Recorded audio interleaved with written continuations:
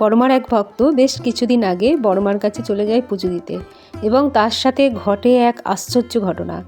বড়মার কাছে পুজো টুজো দিয়ে তারপর তারা যখন বেরিয়ে এসে নৈহাটি স্টেশনে সেই আশ্চর্য ঘটনাটা ঘটেছিল।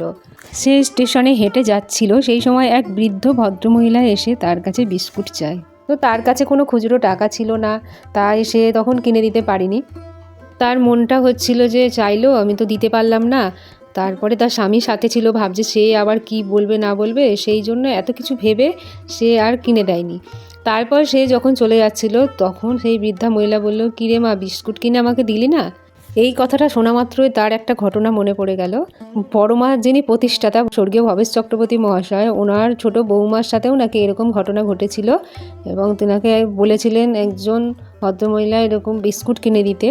তো সে তখন খুচরো ছিল না বলে বা তার কাছে টাকা ছিল না বলে কিনে দেয়নি। তারপরে সে বাড়ি চলে গেছিল, পরে ভেবেছিল কিনে দেবে, এসে তারপর আর তার দেখা পায়নি। তখন গিয়ে খুব তার আফসোস হয়েছিল, এবং বড়মার মন্দিরে এসে সে পরে বিস্কুট দিয়ে পুজো দিয়ে গেছিলো। এবং সেই কথাটা সে জানা ছিল, সেইটাই হট করে তখন তার মনে এসছে। তখন সে তার স্বামীকে বলে যে ওনাকে একটা বিস্কুট কিনে দিতে। তারপরে বিস্কুট কিনে তারা তার হাতে দিল। আর মানুষের মধ্যেই ঈশ্বর বাস করেন, আর বড়মার ইচ্ছাতেই সব হয়। তখন সে ভাবলো, মাই হয়তো আমার কাছে অন্য রূপে এসে চাইছে, এরকম ঘটনা আমার সাথেও ঘটছে না তো? এই কথাটা মনে পড়াতেই সে সঙ্গে সঙ্গে তার স্বামীকে বলে এবং তাকে বিস্কুট কিনে দেয়। তখন সেই বয়স্ক ভদ্রমহিলা ওদের হাত তুলে আশীর্বাদ করেন। বড়মার মহিমার কথা জানতে ও বড়মার মন্দিরের আপডেট পেতে আমার এই সবার বড়মা চ্যানেলটা সাবস্ক্রাইব করে রেখো। বড়মা সকলের মঙ্গল করুন। জয় বড়মা, জয়।